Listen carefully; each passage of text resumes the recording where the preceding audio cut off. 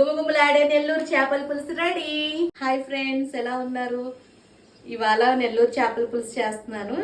ఈ full recipe కావాలంటే కింద బాక్స్ లో ఉంటుంది, చూడండి. వేడయ్యింది, ఆయిల్ పోసుకుందాం. చేపల పులుసు కదండి, కొంచెం ఆయిల్ ఎక్కువే పడుతుంది.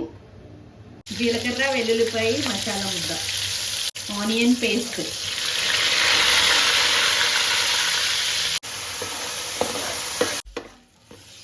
టమాటా మగ్గే వరకు వేయించుకోవాలి. ఉల్లిపాయ మగ్గింది, మామిడికాయ ముక్కలు వేసుకోవాలి. పచ్చి మామిడికాయ ఒకసారి తిరగవేసుకుందాం. చేప ముక్కల్ని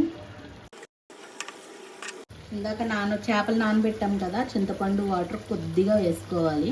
అయిపోయిందండి గుమగుమలాడే నెల్లూరు చేపల పులుసు. గుమగుమలాడే నెల్లూరు చేపల పులుసు రెడీ.